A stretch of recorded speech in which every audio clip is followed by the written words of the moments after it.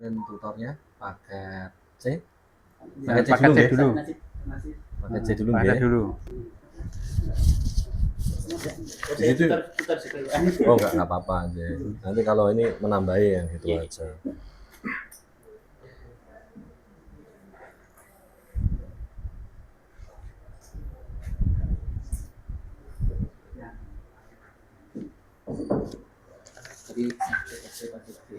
Iya. Sendiri Gurunya ya. sendiri. Kalau dulu kan Muridnya sehari.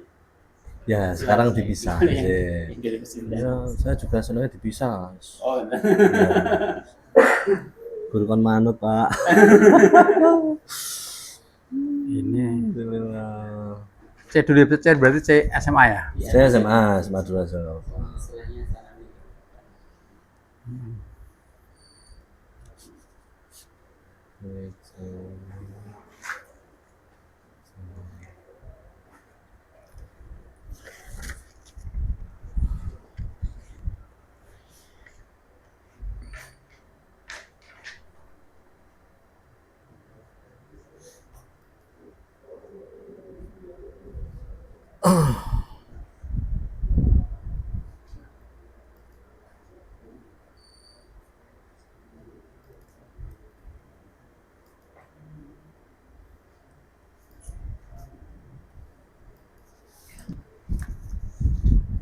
Ini biar apa Pak selibasnya tanda tangan sama cap daripada menunggu ya.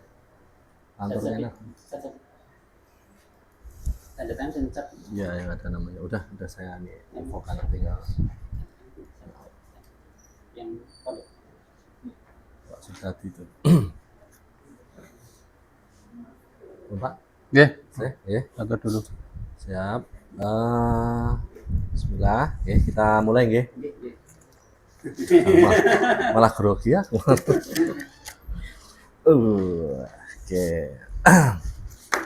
Nah, kami akan menggali dengan beberapa pertanyaan yang nantinya ini menjadi bukti kami untuk melaporkan ke pihak BAN PDM, karena proses visitasi itu tidak hanya sekedar di asesor visit, nanti juga ada validasi dan verifikasi. Ya, untuk meyakinkan verifikasi sama validasi kita harus memang mengumpulkan data semaksimal mungkin, ya. Nanti bukti-buktinya ketika kami mengatakan iya tapi buktinya tidak memenuhi, mungkin juga tidak dipercaya oleh pasar validasi. Supaya itu bisa terpenuhi, makanya nanti kita minta bantuan selengkap-lengkapnya itu. J untuk paket C paket C ya, paket C ya, bener ya, paket C. Paket C nih Butuh 112 nggih. 112 Intel. Nggih. 112. Oh, ini salah ini sih, Mas. 112. Benar, Pak. Ini saya ambil punya yang teman itu salah. Sini cewek ini, Pak. 112 ini. Tulisan ini. Oh. Paket C ya. Nah,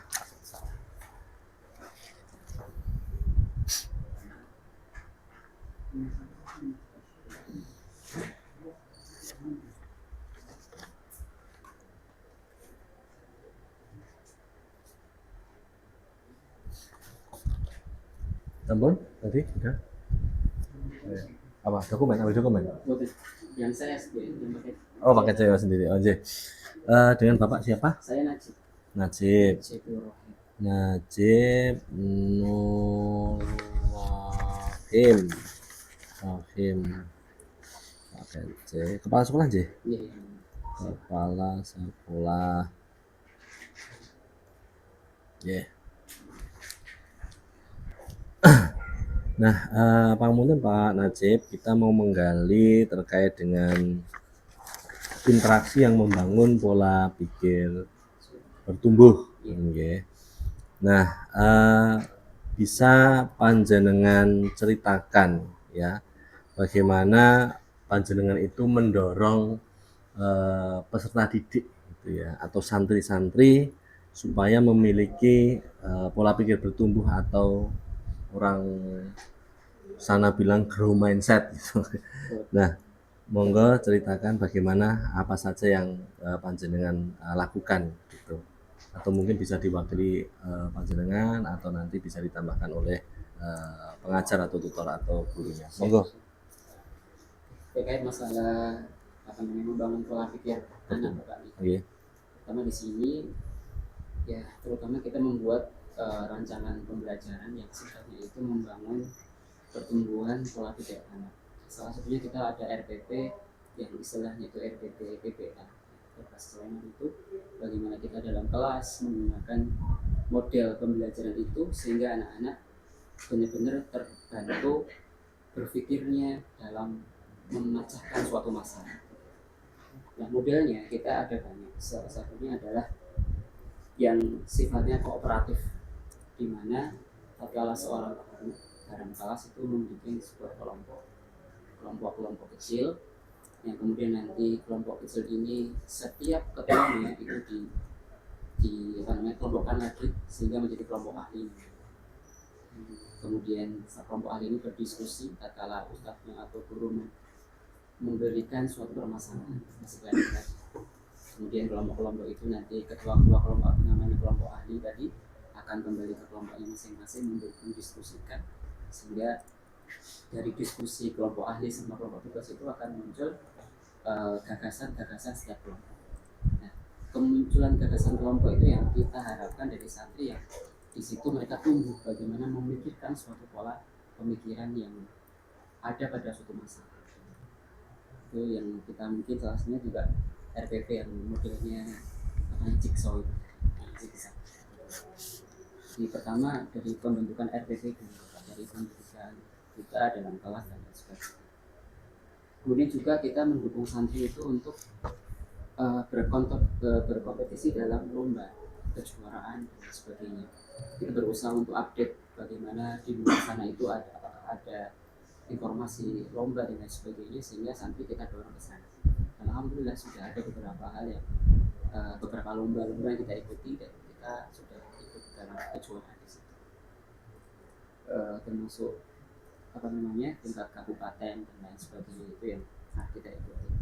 Kemudian di Sukoharjo di sini ada yang namanya FKPP, Forum Komunikasi FKPP, Forum PP, Forum Komunikasi Pondok Pesantren Sukoharjo. Itu di satu Sukoharjo ada 77 atau 80 pesantren. Di situ dia berkumpul dan kita berkompetisi di situ. Kompetisi apa saja, Pak? Banyak. Pertama Tilawatul Quran ada, kemudian bahasa bahasa Indonesia, bahasa Inggris, bahasa Arab, pidato seperti itu. Kemudian juga olahraga, memanah, berkuda, berenang dan lain sebagainya. Ada fasilitas ke sana. Itu masalah perlombaan dan prestasi. Yang kedua tentunya ini yang ketiga itu masalah ekstrakurikuler. Di sini kita ada program ekstrakurikuler membantu santri untuk mengembangkan skill mereka. Jadi pertumbuhan skill biar mereka itu benar-benar nanti sesuai visi misi kita. Karena visi misi Pondok Al-Ikhlas salah satunya adalah mandiri dalam keseharian gitu. Jadi salah satu kemandirian itu kita bentuk dengan membuat program ekstrakurikuler seperti yang kita sudah lihat tadi, salah satunya lele tadi Pak Nggih. Kemudian ada ayam juga, Roti Putra juga selain lele ayam juga ada pertanian. Kita bikin pertumbuhan obat-obat dan ramuan-ramuan untuk tanaman seperti yang namanya biometa itu. Kita udah bikin, kita berkomunikasi dengan Profesor Puji namanya di Boyolali sana. Beliau penemu biometa. Jadi kita sudah belajar ke sana dan kita sudah terapkan di sini. Alhamdulillah dan jadi. Ya cukup ya. Lanjut. Nanti panjang-panjang enggak izinnya kapian nanti. Lanjut ya. Panjenengan kan pastinya dalam proses pembelajaran gitu ya. Bisa panjenengan berikan contoh nyata terkait dengan bagaimana panjenengan memberikan umpan balik. Nah, kan setiap pembelajaran atau apapun itu kan perlu adanya umpan balik. kepada peserta didik. Iya. Oke, tujuannya macam-macam umpan Iya. balik itu. Oke. Nah, bagaimana atau berikan contoh kapan atau bagaimana ketika panjenengan itu memberikan umpan balik kepada peserta didik yang tujuannya supaya peserta didik itu selalu terdorong dalam belajar, baik yang mungkin yang low atau medium atau yang pinter, itu kan semuanya kan mungkin umpan baliknya berbeda-beda. Anak yang sedang, yang jauh ya kurang, atau yang sudah pinter atau yang bisa kan punya umpan balik. Nah, monggo panjenengan bisa ceritakan. Terkait masalah umpan balik dalam pendidikan, ini yang pertama tentunya ada evaluasi Bapak, ada evaluasi pendidikan. Jadi biar kita benar-benar melihat perbedaan kemampuan siswa. Salah satunya kita mengajarkan ujian di keseharian itu, ada ujian PSTS, ada PSAS dan lain sebagainya. Dan itu semua sudah kita koordinasikan sebaik-baik mungkin, insya Allah. Ya, dari awal sudah ada pembentukan dan laporan dan lain sebagainya. Tuh.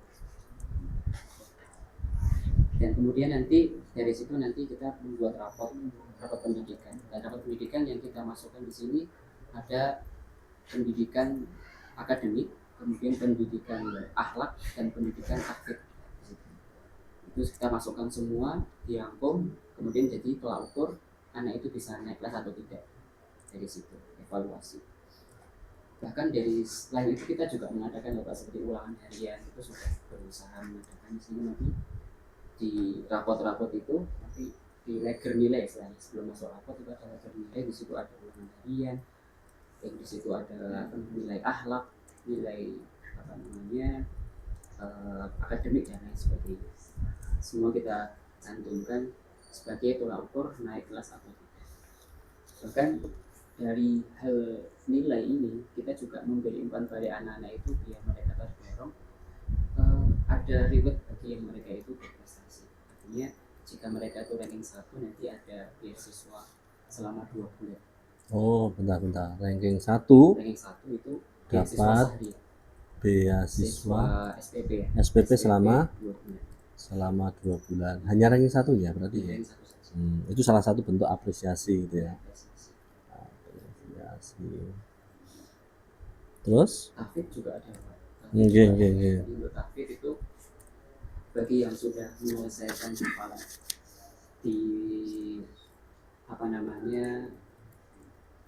lebih daripada target yang disetorkan, biasanya kita beri apresiasi tersendiri seperti sertifikat, dan istilahnya itu kayak apresiasi berupa nominal tetap juga ada. Target akan mendapatkan kitab dan uang nilai, uang tunai dan uang itu ya.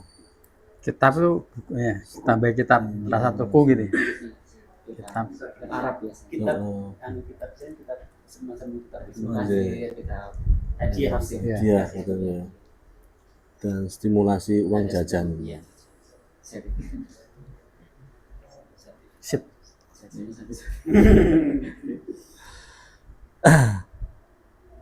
Itu ketika panjenengan memberikan umpan balik itu kan, kalau tadi kan umpan baliknya mungkin macam-macam ya kan, setiap pembelajaran di satu harinya itu kan biasanya terwakili pada rencana pembelajaran. Harusnya kan sudah tertulis di pembelajaran saya.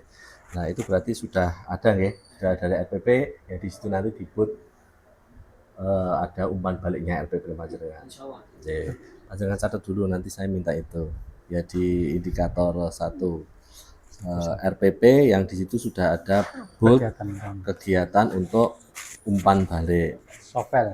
Ya, sovel.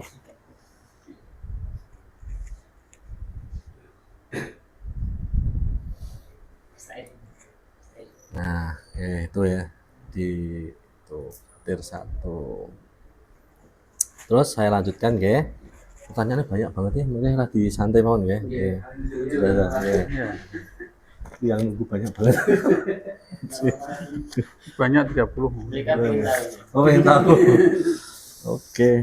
Ya, nanti saya bagikan. Pangapunten nggih, saya suka bercanda jadi supaya tidak terlalu tegang ya. Jadinya cair. Ya.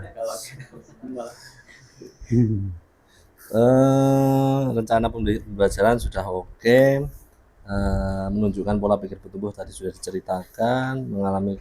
Nah, kan ada dalam satu kelas mungkin nggih, itu kan ada peserta didik sing kadang mengalami kesulitan dalam belajar. Nah, itu bagaimana? Secara insidental panjenengan atau menemui pas materi apa dilalah angel gitu nggih, apa susah gitu nggih. Kemudian bagaimana cara panjenengan melakukan umpan balik Baik, yang pertama kita ada pendampingan dari wali kelas. pendampingan wali kelas? Pendampingan wali kelas. Jadi kita misalnya memetakan santri yang kemampuan pembelajarannya sekian itu kita dapatkan dulu. Kemudian yang kebutuhan khusus istilahnya yang membutuhkan ini kita ada komunikasi dengan wali kelas khusus kelas. Itu namanya tadi bimbingan pendampingan. Bimbingan pendampingan nggih namanya. Jadi itu di luar KPN. Di luar KPN Luar nggih. KPN. Jadi Itu nanti ada remedial atau mungkin ya, ada gitu nggih.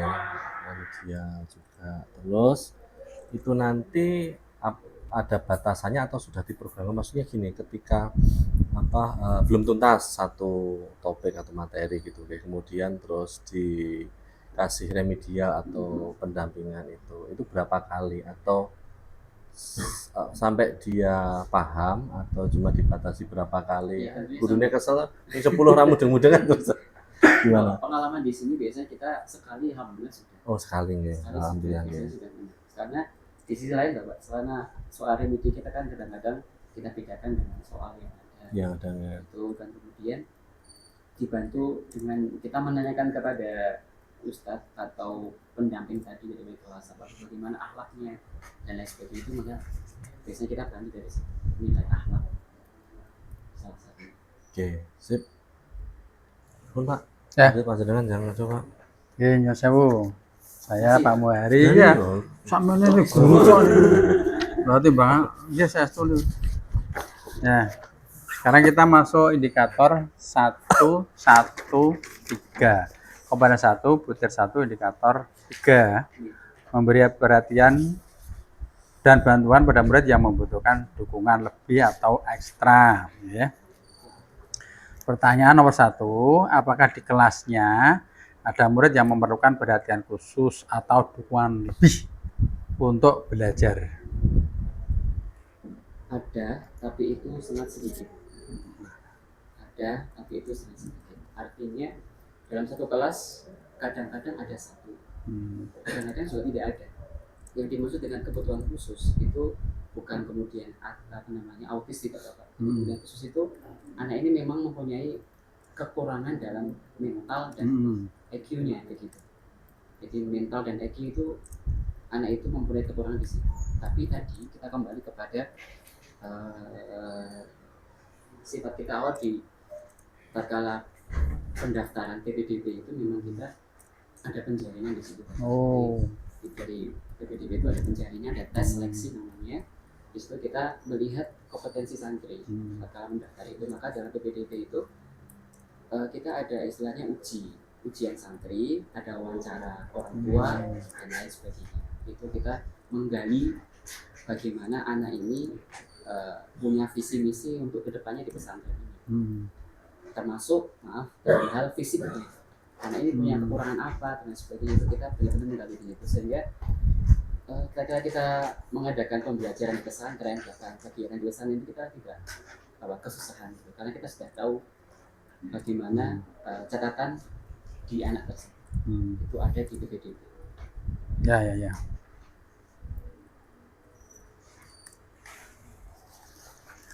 Sekarang ini tadi nomor 2 ini mengidentifikasi. Ada. Kalau ada ini cara mengidentifikasinya bagaimana Pak? Jadi cara mengidentifikasi yang pertama dari wawancara orang tua. Jadi orang tua menyampaikan anak saya ini Pak Ustadz gitu, punya riwayat seperti ini. Sehingga nanti tatkala di pembelajaran kita benar-benar bisa menurut. Tapi sebelum itu sebenarnya kita ada musyawarah dulu Pak. Dimusyawarahkan ini ada anak punya seperti ini, bagaimana diterima atau tidak. Itu yang maksud seleksi penerimaan santri baru. Kemudian di dalam kelas nanti kita akan benar-benar memberi yang namanya bimbingan khusus kepada anak yang Iya. memang punya kekurangan. Tapi memang sedikit.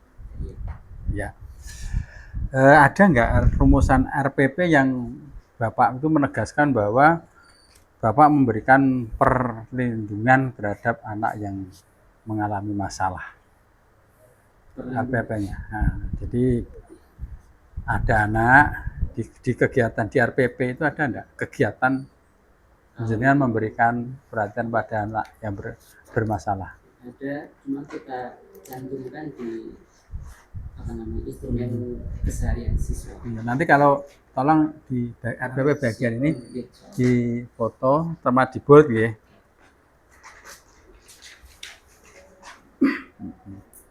Ya.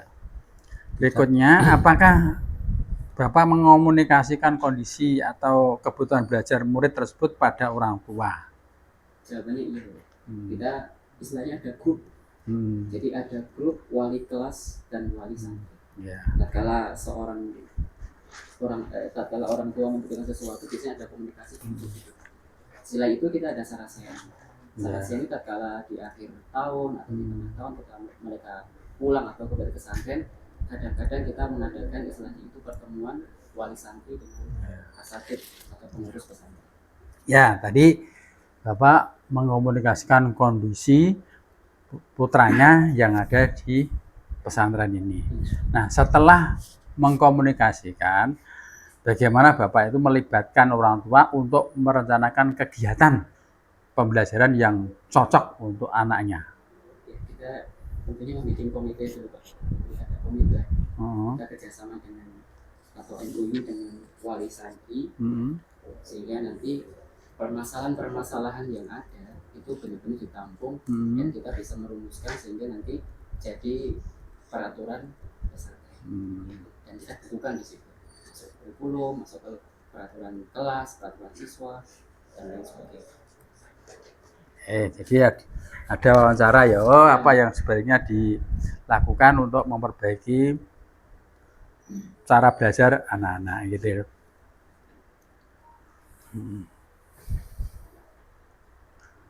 Sekarang sumber daya yang Bapak Ibu gunakan untuk membantu anak-anak yang memerlukan kebutuhan tadi apa? Sumber daya. Tentunya yang pertama wali kelas pengadaan. Wali kelas ya. Wali kelas itu kita bentuk dan ada musyawarah setiap pekan. Setiap pekan itu ada musyawarah bagaimana nanti masukan, saran atau jalan keluar permasalahan itu dibahas di situ. Bersama dengan bagian yang Oke. Cukup, saya sekarang dilanjut Pak Oka. Sumber wali kelas dibentuk setiap pekan ya tadi nggak? Ya. Ada apa istilahnya komunikasi, diskusi solusi. Jenengan rujukannya mana? Masih banyak loh. Siapkan dulu. Habis panjenengan paket B. Paket B pertanyaannya sama. Pertanyaannya sama. Mungkin jawabannya berbeda. Oke, lanjut.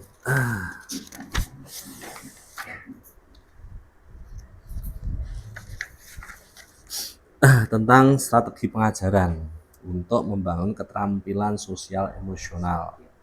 Jadi strategi yang digunakan untuk mengembangkan keterampilan sosial emosional pada siswa atau murid. Nah, tentunya di kelas ya panjenengan selalu siswa itu selalu mengekspresikan emosi, gitu ya. Ada emosi negatif ya. Kadang mungkin karena tugas-tugas terlalu banyak, gitu ya, sulit atau menantang lah. Panjenengan bagaimana merespon keadaan tersebut, ada tidak? Atau semua santrinya siap? Tidak ada ya namanya manusia pastinya kan kalau udah tekanan penuh itu kadang muncul itu. Nah, bagaimana panjenengan memberikan ini stimulan yang baik gitu, untuk pengendalian situasi emosi ini? Alhamdulillah Bapak, sepanjang ini 2 tahun atau sampai 2 tahun ini, dan mungkin sebelumnya juga masalah emosional murid terhadap guru itu tidak kemudian berakibat negatif, tidak. alhamdulillah. Artinya kalau santri mengeluhkan biasanya mereka hanya berefek kepada perilaku saja. Misalnya di kelas tidur gitu aja, di kelas nggak memperhatikan gitu aja. Kalau sampai mereka melunjak marah, emosi itu tidak ada. Tapi kok sampai mereka ya kadang-kadang ada sebagian yang kemudian di kelas kemudian izin kamar mandi itu tidak balik lagi itu ada. Tapi tetap nanti secara emosional kita berusaha untuk memberitahu mereka pertama dengan sifatnya itu akhlak, ya, memberitahu mereka dengan akhlak, dan itu ada tata tertibnya. Kita membuat tata tertib di kelas, jika santri itu bertindak seperti ini terhadap guru, itu nanti ada masukannya seperti apa, itu ada. Tapi sebelum nanti misalnya ada kejadian seperti itu, sebelum anak itu kena hukuman, kita biasanya ada itu ke pemanggilan dulu, pemanggilan siswa, kita tanyain apa masalahannya. Jika masalah dengan sengaja maka berjalan sesuai peraturannya. Jadi ada peraturan yang sudah kita buat, kontrak belajar sudah kita buat dengan mereka. Tadi sesuai dengan kontrak belajar. Nah, dari sekian banyak santri itu nggak ada santri yang bermasalah. Ini maaf, boleh saya tanya permasalahannya di dalam kelas atau di luar? Monggo, kalau dalam proses ini dalam kelas saja, di dalam kelas atau ada yang buat onar atau ya buat onar kan macam-macam ya grade-nya ya. Monggo, kalau tadi cuma sekedar tidur atau yang apa, yang gimana itu bisa diceritakan, terus bagaimana panjenengan, contoh saja namanya siapa, tapi namanya nanti di ini ya disamarkan, bagaimana penanganan panjenengan. Ada nggak yang seperti itu? Kalau berbuat onar di dalam kelas, alhamdulillah tidak ada. Dan hanya mungkin kenakalan siswa yang di kita itu, pertama mereka seperti kejadian baru saja ini yang saya sebut. Ada yang santri namanya Imam, itu bermain kartu gitu. Bermain kartu itu di luar kelas, padahal kita sudah di atas TV dan sebagainya, mereka di luar kelas itu sampai melakukan seperti itu bermain kartu, padahal kita istilahnya tidak pernah memberi kesempatan mereka untuk bermain kartu. Jadi kita silakan sendiri. Ada penanganan, nanti yang memberi penanganan ini bagian kesiswaan, kesantrian, berupa sampai digundul gitu, karena itu pelanggaran. Ya kalau kita lihat itu judi atau tidak, karena judi kan istilahnya ada taruhan, itu bukan judinya, bermain saja kayak sekak sebagai itu. Ya, konsekuensi ya tadi digundul tadi ya. Iya ada konsekuensi. Terus untuk menanamkan emosi-emosi yang stabil, yang bagus itu kiat-kiatnya apa, dari gurunya atau dari lembaganya atau sering kajian rohani atau apalah, monggo. Yang pertama kita di kelas itu ada pelajaran akhlak.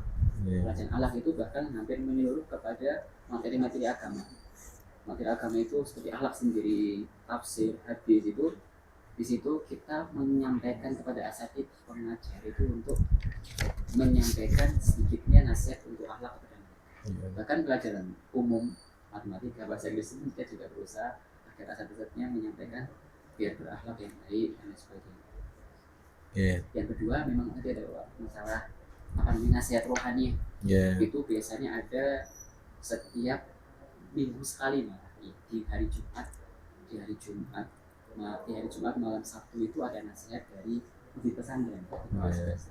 Oke, cukup. Terus terkait dengan ini kemampuan sosial itu kan ada tidak kegiatan-kegiatan yang dilakukan bersama untuk membangun kedekatan antara tiap santri gitu, kegiatan-kegiatan positif, membangun stimulasi sosial mereka supaya satu dengan yang lain itu saling memiliki, saling kerjasama, itu ada nggak? Kalau tadi kan di RPP tadi dijelaskan dengan kooperatifnya Slavin tipenya Jigsaw dengan memberikan kelompok-kelompok tadi kan salah satu cara juga untuk pendekatan sosial juga, karena kan di situ ada pembelajaran berkelompok yang muncul di RPP juga kan, ya itu bisa dicatat nanti RPP-nya yang bisa kelompok gitu ya, hubungannya dengan kemampuan sosial. Mungkin kalau ada aktivitas-aktivitas yang lain terkait dengan kemampuan apa sosial, kegiatan-kegiatan sosial itu nanti bisa selain itu. Tadi sudah sih. Seperti kalau misalnya kalau di sosial itu masuk Boleh juga nggak apa-apa sosial ya. kita juga ada kegiatan. Itu nanti dimasukkan di situ juga. Oke. Oke, gitu kan.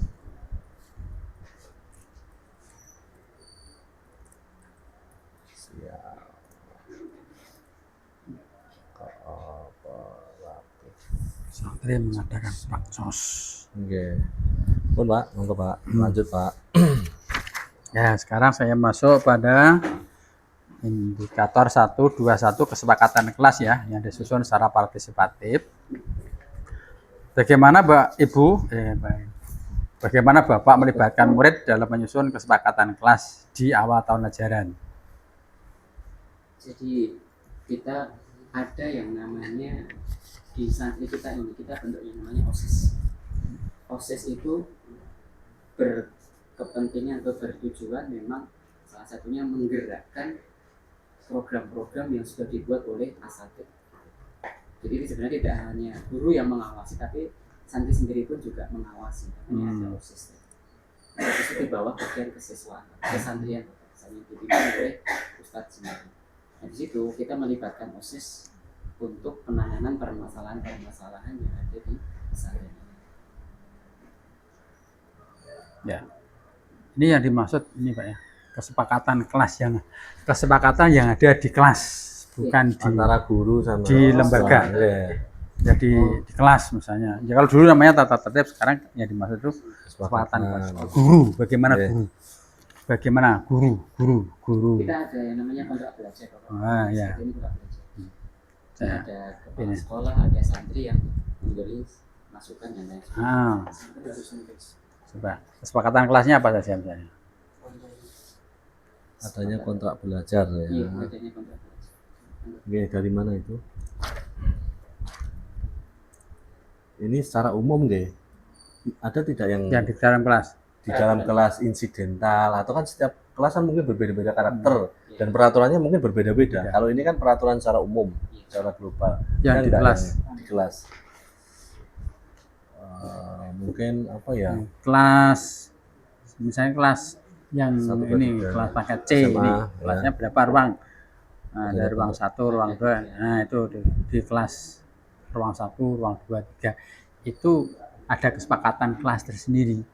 Apakah sudah ada hal itu? Kesepakatan kelas di tiap-tiap ruang, di tiap. Biasanya kita buat secara merata. Oh gitu. Ya, itu tadi untuk kontrak belajar itu per kelas. Nih. Per kelas. Antara santri dengan guru. Kelas santri dengan secara aktif belajar dengan masing-masing. Ya. Adapun kalau ada permasalahan di secara coba secara tertulis jenengan mendokumentasikannya di mana? Ada. Kesepakatan apa saja? Biasanya gini loh, kalau istirahat sama semua. Sama. Jadi kita istirahat sama. Jam KBM. Biasanya kan kontrak kuliah jam sekian. Setiap kelas mungkin punya jadwal terkait dengan IPA IPS-nya gitu kan. Yuk kita keluar untuk pelajaran IPA. Nah, itu kan ada kesepakatan itu kapan, hari apa dan seterusnya. Setiap kelas kan berbeda. Masa iso bareng-bareng kabeh. Kelas SMA metu bareng arep ambil data di lapangan, melihat ekosistem apa gitu. Ada nggak seperti itu yang dari satu kelas itu aja? Terus simple, sampel. Masing-masing kita masukkan di RPP. Ada ya. Itu ada. Jadi misalnya ada istilahnya praktikum. Nah, ada itu praktikum itu ada di RPP. Tapi jadwal praktikum itu kan nanti berbeda-beda ya. Jadwal praktikum setiap kelas itu kan berbeda, nggak mungkin praktikum semua kan lagi. RPP kelas 10 itu ada sendiri, RPP kelas 11 ada sendiri, berbeda-beda.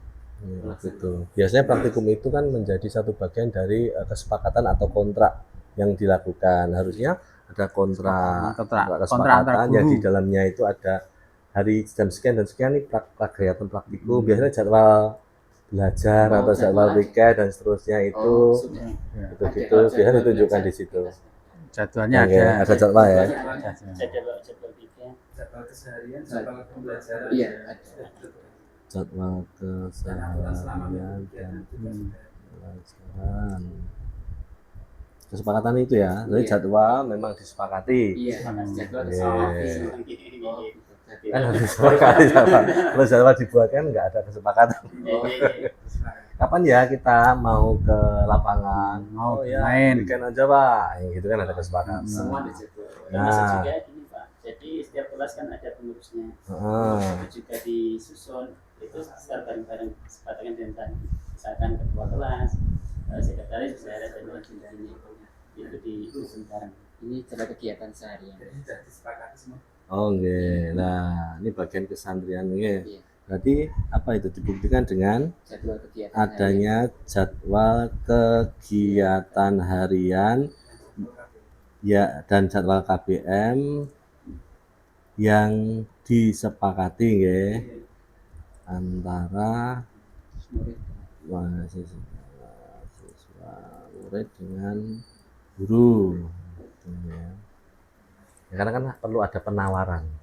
Ya, tidak selalu harus ini kan ketika Apa yang harus kita kerjakan? Oh, lanjut Pak. Ya, Udah. setelah membuat kesepakatan kelas. Oh, hari ini kesepakatannya ini. Pernahkah Bapak mengajak murid untuk merefleksikan jadwal tadi? Misalnya, kesepakatan kelas. Bagaimana kesepakatan kelas ini? Bisa diterima apa tidak? Apa yang perlu diperbaiki? Pernah betul? Kalau saya secara pribadi sudah pernah menyampaikan itu di kelas untuk kegiatan itu, soalnya memang jadwal mereka begitu padat dan kita berusaha mempertimbangkan itu, terus kita sampaikan ada evaluasi setelah berjalan 1 minggu atau 2 minggu, biasanya masih tahap di awal tahun pembelajaran itu masih maju mundur kan. Ya. Makanya nanti di waktu itulah biasanya kita tawarkan kepada anak terkait evaluasi berjalannya KBM atau kegiatan sehari-hari. Ya. Berarti kan ada evaluasi refleksi toh. Oh ternyata Oh, ini ada. mundur maju ini besok lagi ini. Oke. Ya. Nah, kesepakatan kelas itu kan dijalankan. Bisa jadi di tengah perjalanan itu ada yang melanggar. Wah, saya tidak bisa. Nah, saya ada halangan. Terus kemudian ada lagi yang membatalkan. Nah, misalnya semua sepakati jadwal. Tanggal ini kita melakukan kegiatan ya sama. Ternyata ada yang membatalkan, ada yang melanggar. Oh, kita ini harus datang tepat waktu. Ternyata ada yang datang terlambat. Kita dilarang merokok. Ternyata ada siswa yang merokok. Ini bagaimana mengatasinya? Kalau ada pelanggaran itu. Kita kembalikan sesuai buku peraturan. Buku peraturan yang sudah berlaku.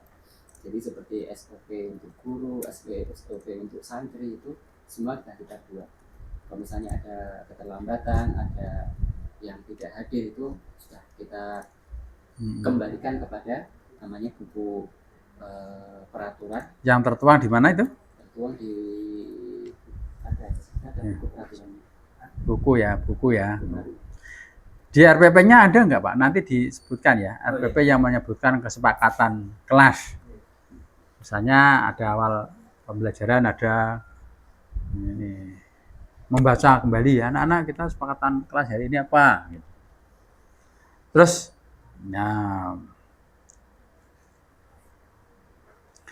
apakah dengan kesepakatan kelas itu membantu murid untuk mengelola perilakunya? Bisa diberikan contoh? Ya, tentunya dengan adanya buku tata tertib dan kesepakatan itu sangat mendukung kita untuk berjalannya pembelajaran dan keseharian siswa. Contohnya dengan adanya peraturan yang sudah kita buat, santri bisa tertib masuk jam pelajaran, bisa mengkondisikan waktu istirahat dan lain sebagainya. Tidak molor ya. Iya.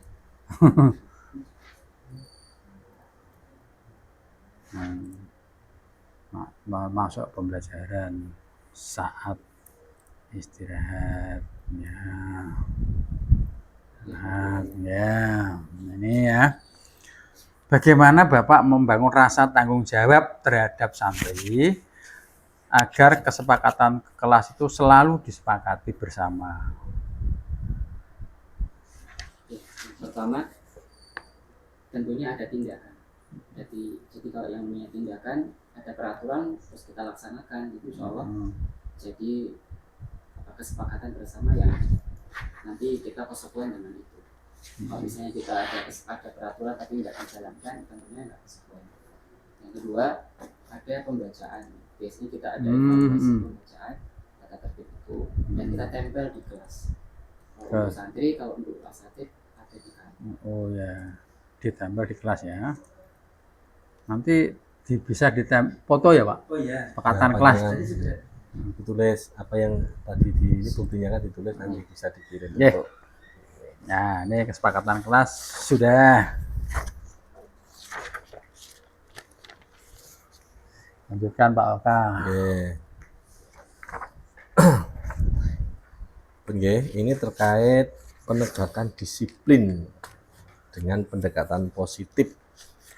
Bagaimana panjenengan menangani siswa yang tadi melanggar aturan gitu. Jadi apa yang panjenengan lakukan gitu? Apakah panjenengan pernah menggunakan nada tinggi gitu ya, atau keras, atau kata-kata yang membuat tidak nyaman santri? Monggo. Kalau masalah penegakan kedisiplinan ini tentunya kita di sini kan sebagai guru itu orang tua dan dicontoh untuk oleh anak-anak.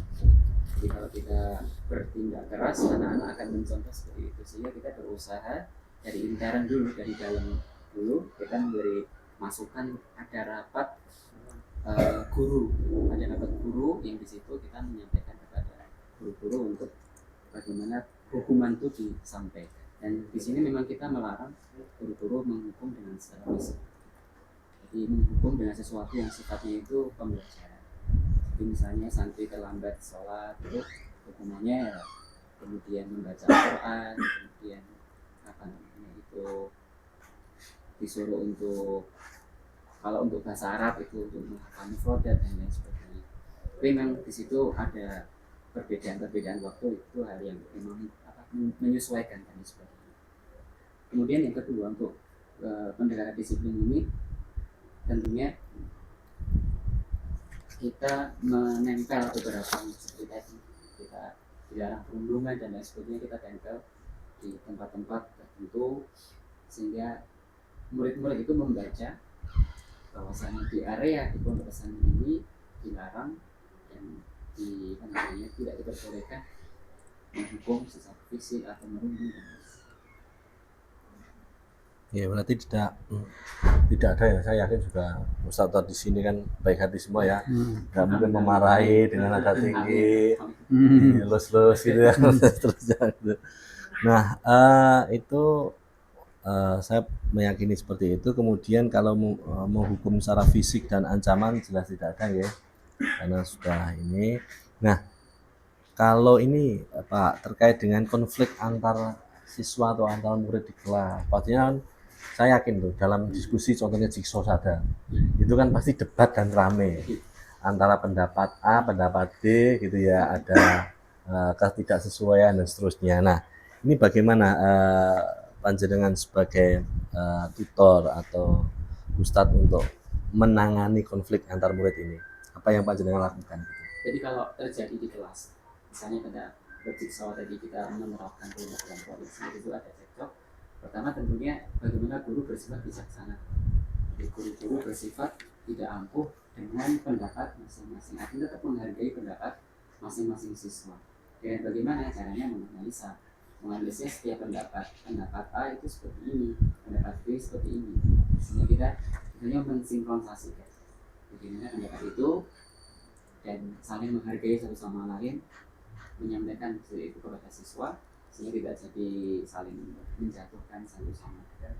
Dan memang itu akhlak sudah kita tanamkan dari awal. Namanya berdebat sampai dia itu menjatuhkan lain itu tidak diperbolehkan dalam Islam.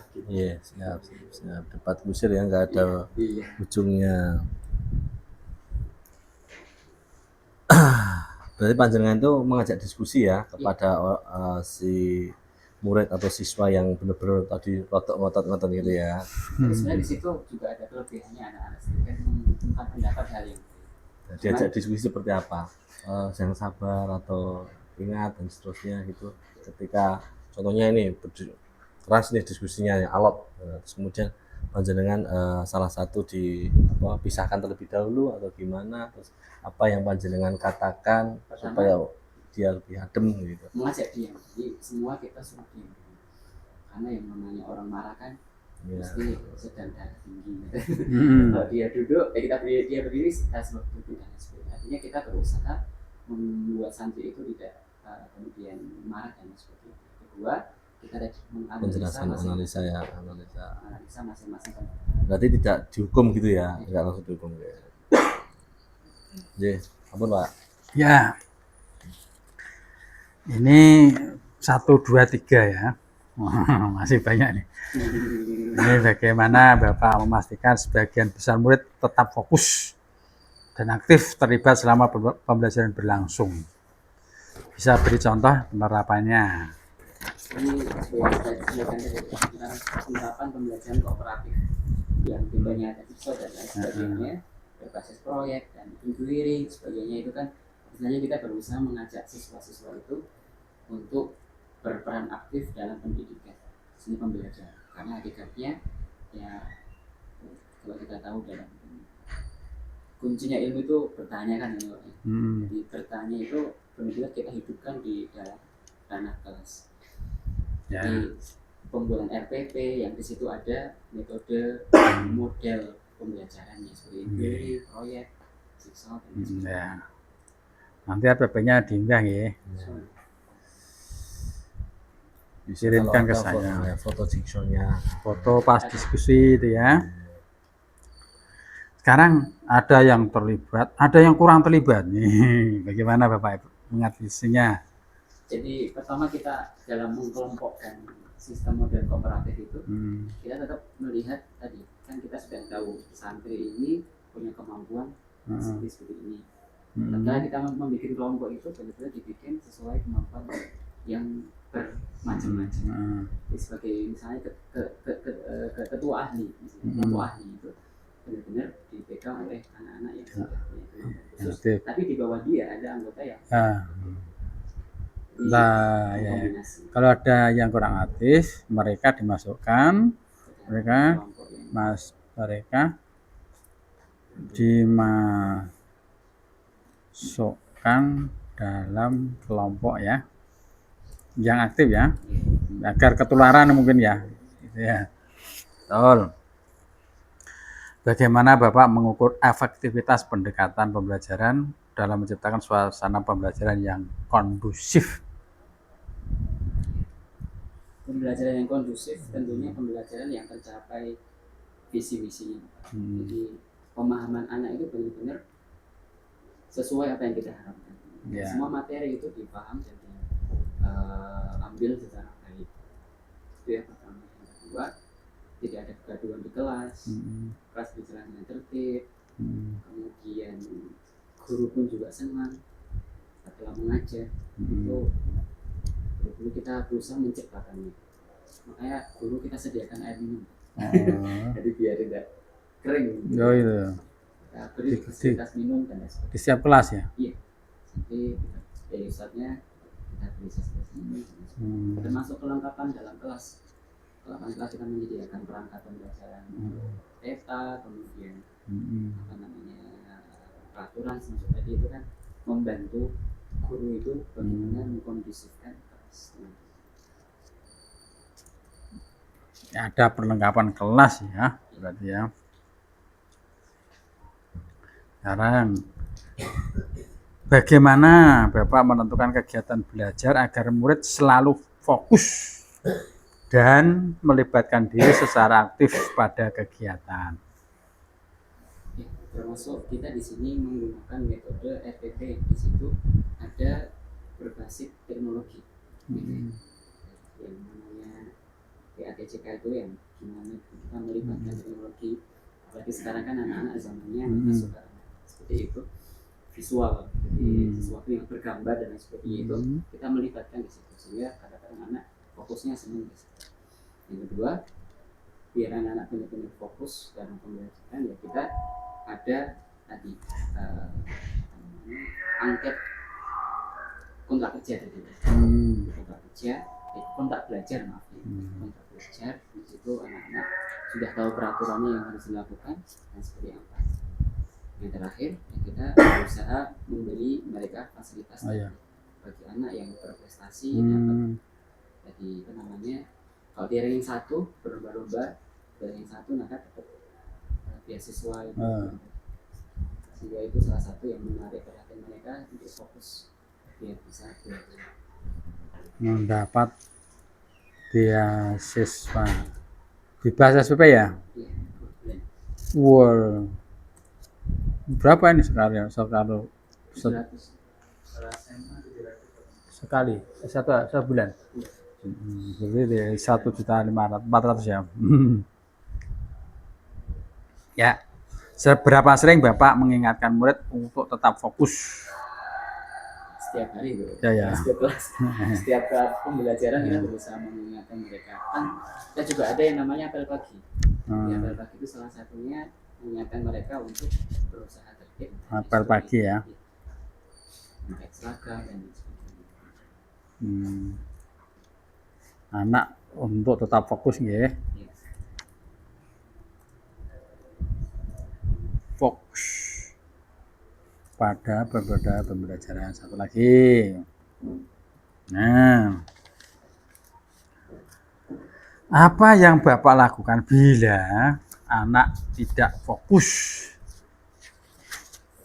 Yang dimaksud dengan anak tidak fokus itu kalau sampai tidak fokusnya melanggar peraturan tetap kita akan menegakkan hukuman yang sudah kita buat dalam kesepakatan. Jika tidak fokusnya itu hanya sekedar mereka itu akan lalai dan lain sebagainya, kita tetap akan ada pemanggilan khusus anak ini bersangkutan berawal dari OSIS tadi. Jadi seperti hanya apel pagi itu tetap yang menjadi petugasnya itu dari OSIS. Terus nanti menyampaikan kepada wali kelas atau selanjutnya ke kelas sekolah kalau bulan itu tidak ini ada pemanggilan khusus. Lalu diberi. Biasanya kita kembalikan. Lalu dipanggil itu diapakan? Dikasih hadiah, atau dikasih saran? Apa? Dalam Islam namanya tabayun. Tabayun itu mengklarifikasi. Karena kesalahan anak belum tentu kesalahan yang dianggap kesalahan itu jadi kesalahan. Ini bukan ya. Itu, ini kalau kesalahan terlalu tidak fokus gitu ya. Pelajaran ini malah ngawur, malah ngalamun. Tepuk satu malah jadi fokus. Terus apa? Kegiatan itu enggak ada di dalam kelas itu. Speaking gitu. Nah, itu lah. Maksudnya pernah dilakukan speaking? Ada. Ya itu. Tiap hari itu memang kadang diberikan speaking untuk dirutinkan. Berawal dari masing-masing pengampu pelajaran. Karena kadang-kadang ketidakfokusan itu kan terjadi di waktu-waktu berbeda-beda. Karena sore gitu, udah ngantuk toh. Iya. Nah, ini nek terang ketok kan malah ngantuk. Terus ya berdiri. Bagian guru menyuruh untuk berdiri, juga ada. Nah itu nanti kalau ada dokumentasinya, ada dokumentasi yang di dalamnya itu ada speaking, jenis speakingnya apa, itu kan macam-macam kan. Ada speaking gitu ya. Fokus gitu, menyenangkan. Tepuk siang, pengturu. Benar, diminum dulu tadi ya. Masih banyak kok, masih 200 berapa ini? Iya, mboten ngoten kok. Mboten kula takoni datane ndak. Supaya komplit bagus semua terisi itu. Seperti yang barusan terjadi juga kan, ternyata apa yang saya sampaikan berbeda dari yang ditanggapi. Oke. Ya. Saya maksudnya kita fokus dalam masalah itu, ternyata di masalah fokus pembelajaran. Ini lingkupnya masih kelas ini.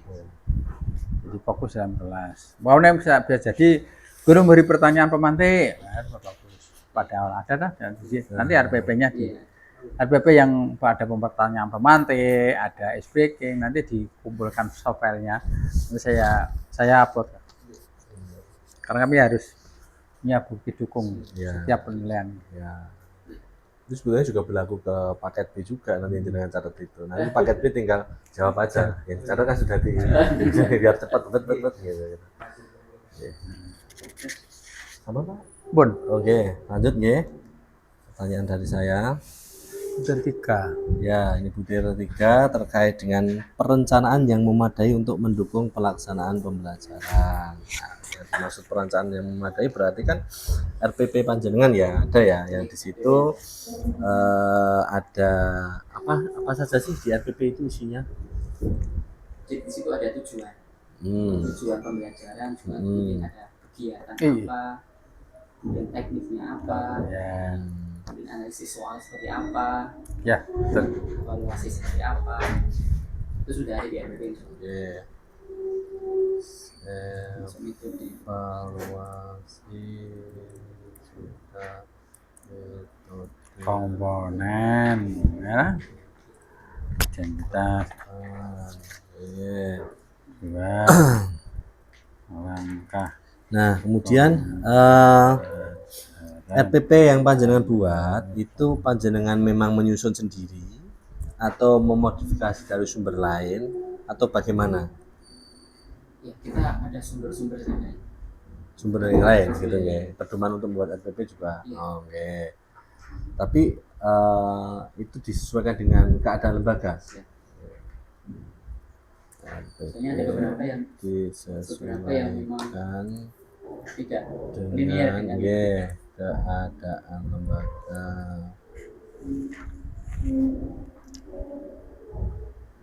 dari internet pun kita juga menggunakan Oke. kita pengalaman lapangan dan sebagainya. Berarti kan dalam membuat tujuan pembelajaran yang dicantumkan di RPP kan tetap pakai silabus kan, Iya, kurikulum yang ada di situ. Berarti kan ada kurikulumnya ya gitu. Pakai kurikulum apa panjenengan? K13 atau mandiri ada pendidikannya di ke atas B.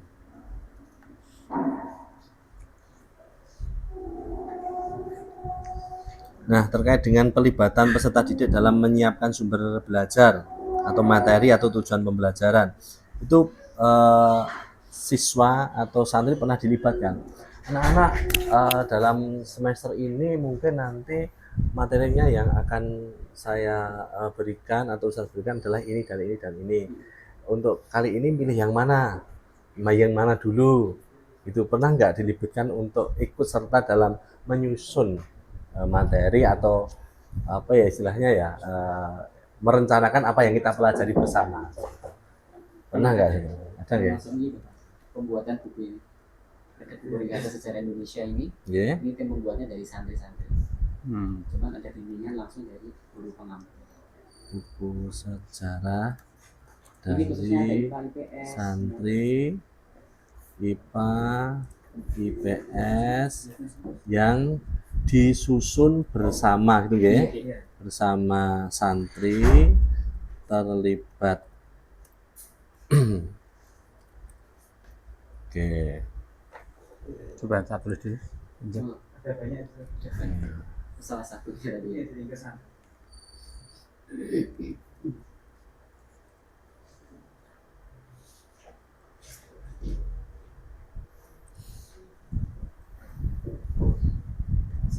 Karena hubungannya dengan kebutuhan belajar gitu. Kadang kan santri butuh apa sih, belajar IPA-nya itu bagian mana sih? Oh ternyata santri itu ingin tahu terkait dengan masalah kalor atau panas. Nah itu seperti apa tatnya gitu. Itu kan tidak selalu dari pengajar atau ustadznya, tapi dari siswa juga. Lah itu pernah nggak seperti itu? Diajak untuk apa? Salah satunya ini ya, betul ya. Itu seperti pembelajaran kita ada di fisika, Ya, fisika dan kimia, kan? Kita masih di awal tahap pembentukan. Di awal pembentukan itu gurunya itu benar-benar menawarkan ke siswa. Soalnya kita dari awal belum ada IPA, kemudian kita ada IPA, kita melibatkan siswa untuk merencanakan RPP. Oke. Jadi istilahnya setiap pembelajaran itu ya tetap harus anak diajak tahu untuk kita belajar ini tujuannya untuk apa sih? Ibarat kan harus disesuaikan dengan kehidupan sehari-hari. Iya. Oleh panas itu nanti seperti ini. Oh, siklus untuk terjadinya hujan itu seperti ini. Yang harus disesuaikan. Nah, ini nyambungnya ke kewirausahaan. Nanti ke perusahaan. Iya, dan ada lele itu kita belajar ada namanya ayam. Kita berusaha mempelajari bagaimana pertumbuhan ayam, pertumbuhan lele dan lain sebagainya. Pohon-pohonan juga. Siap. Ya, pun Pak. Untuk lanjut Nah. depan. Oke, lanjut. Wolu lah ya, pada luka mati. Ya. Sekarang ini 32 ya. Bagaimana Bapak merencanakan asesmen formatif? Apakah ini dilakukan secara berkala? Ya, tolong dijelaskan. Iya. Asesmen formatif yang dimaksud itu terkait kepada penilaian. Nah, penilaian tapi bukan untuk menentukan nilai, tapi untuk memperbaiki proses pembelajaran. Kalau dulu kan beda sekarang ya. Iya. Dari dulu itu untuk ulangan harian itu formatif, sekarang bukan. Sekarang formatif itu saat pembelajaran, penilaian saat pembelajaran. Bagaimana melaksanakannya? Penilaian setelah saat pembelajaran. Bagaimana melaksanakannya? Istilahnya cek ombak. Cek. Cek Pelajarannya kayak apa? Ada evaluasi. Biasanya Ada di akhir itu evaluasi. Ada evaluasi. Evaluasinya misalnya anak itu diskusi. Tadi kan sampaikan toh dengan pembelajaran model jigsaw, anak berdiskusi dalam kelompok. Itu jenengan umbar apa dengan nilai. Iya, betul. Ada nilainya. Nah, itu namanya formatif. Dan bagaimana menjadikan mengadakan penilaian seperti itu? Ada buktinya apa? Buktinya kalau ada penilaian formatif itu ya tes itu ya, pengamatan. Itu nggih mengke diunggah ya. Ya. Ada portofolio. Ada portofolio gitu. Ulangan harian. Sampai analisis soal pembelajaran. Ya ada. Jenengan buat kisi-kisi? Ada kisi-kisi. Kisinya nanti diupload nggih. Ada ya.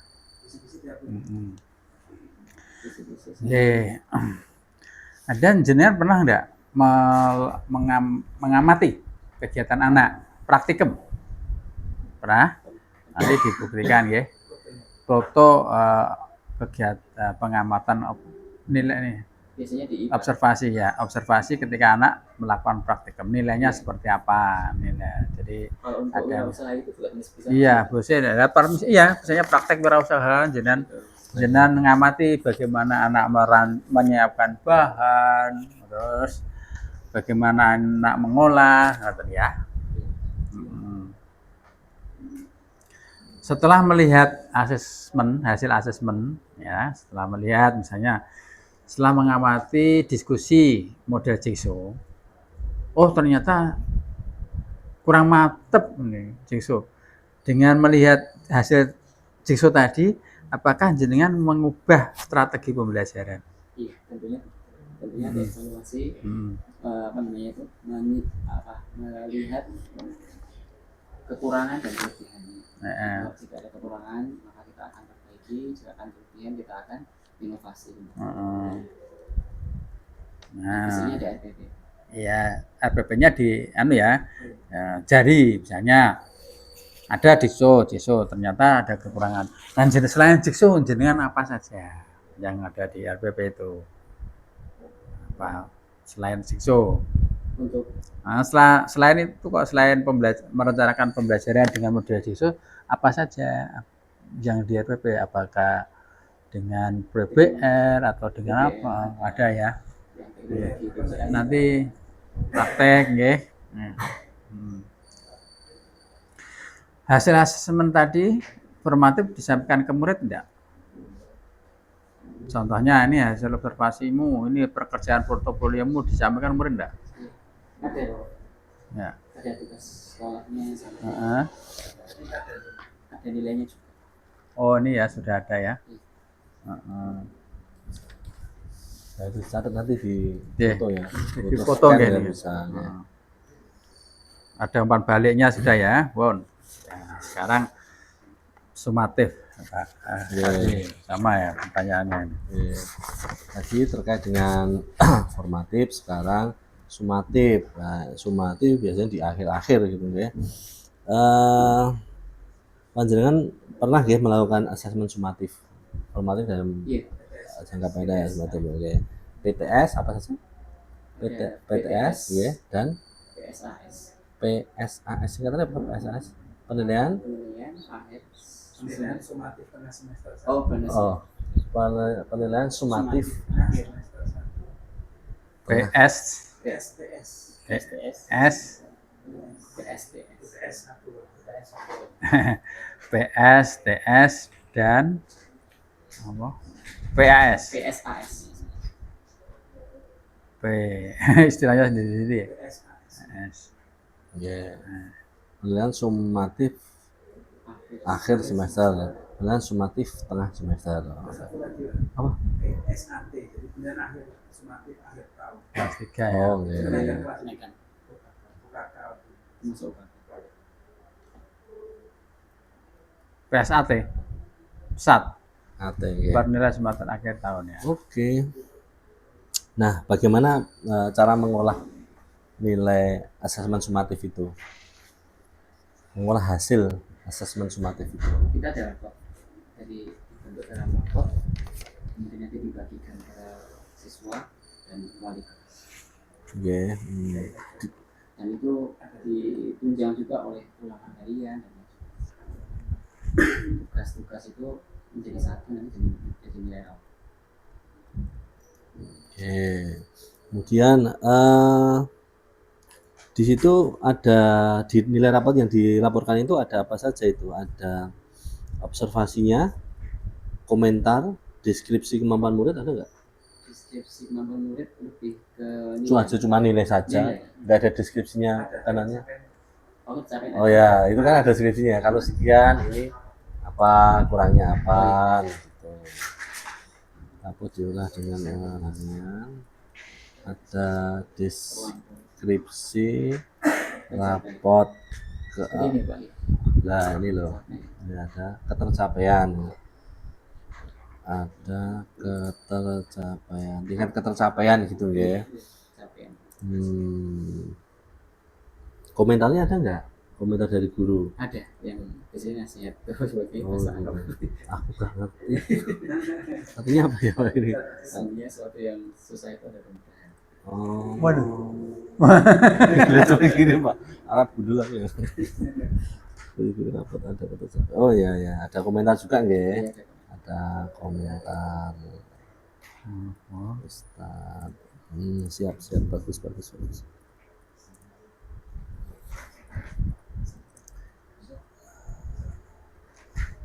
Siswa mendapatkan umpan balik nggih terkait dengan itu Iya, jadi apa ya, komentar itu ya. Kemudian metode apa saja yang dilakukan dalam setahun terakhir selain tes metode asesmennya? Yang praktek ya, ada assessment test, kemudian prakteknya itu gimana itu untuk ngeceknya, praktek hasil karya atau apa? ada hasil karya juga. Hasil karya Hasil karya portofolio. produk portofolio juga nggak ya? Iya. Portofolio lah, nanti minta contoh hasil karya portofolio gitu. Praktek tadi ya. Tekniknya ya praktek, asesnya karya, Tes pembuatan. Ada. Akhlak menurut kita. tes. Kalau olahraga kan enggak tes tulis tuh. Iya. Misalnya Di sini ada bela diri. Nah, kan yang pelajaran itu kan olahraga. masuk Wah. syarat Sarap itu praktek aja. Iya. tapi Benar-benar. Ada bukti nilainya nanti. Ada. Nanti dia aja nanti. Nanti upload aja. Ya, diupload nggih, tugas saya. ditulis nggih. Sertifikat aktif itu juga. Hmm? Sertifikat. Bukan aktif. sertifikat kan kita nggak Prosesnya, menilai kan, terus menilainya. mungkin videonya atau hasil nilai berapa hafalannya, berapa kesalahannya gitu kan, ada kan, dapat si A sampai mana hafalannya dan seterusnya itu. Ya, monggo. Ya. Membuat penilaian praktek gitu, atau pedoman apa ya, observasi ya praktek. Nah, bagaimana panjenengan tahu bahwa hasil asesmen tersebut sudah sesuai dengan kompetensi yang ingin dicapai? Ini kurang sekian, ini sudah pas, ini belum pas.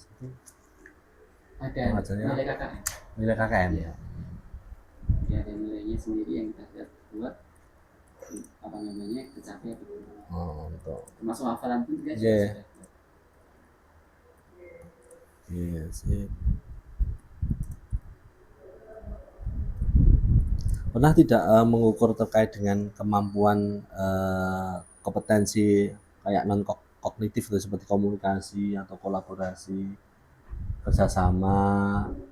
Ya, ada tadi di RPP yang sifatnya jigsaw tadi. Iya, Hmm, Bisa. bisa. Tapi jenengan duwe rubrik kerjasamane piro? Nah, cara Komunikasinya piro?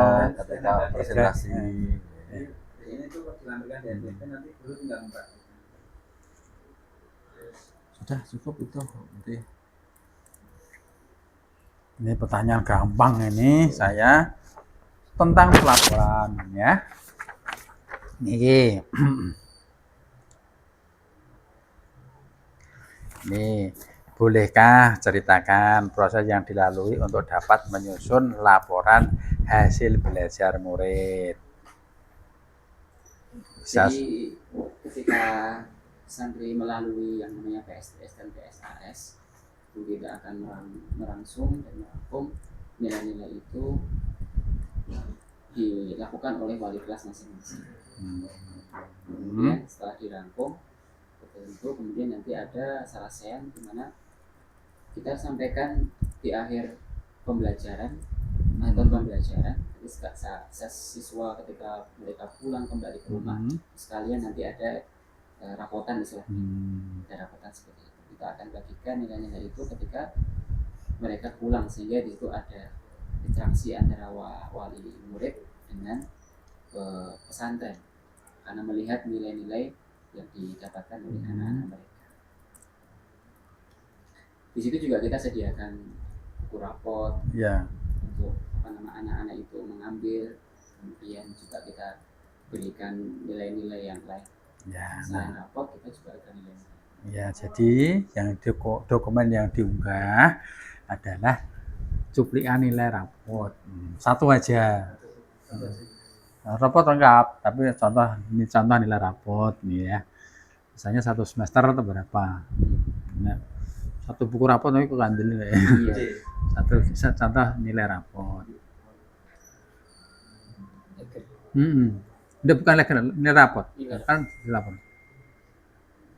Nah, sekarang bagaimana proses penyusunan laporan hasil belajar sehingga uraian perkembangan akademik dan umpan baliknya membantu murid memperbaiki proses belajarnya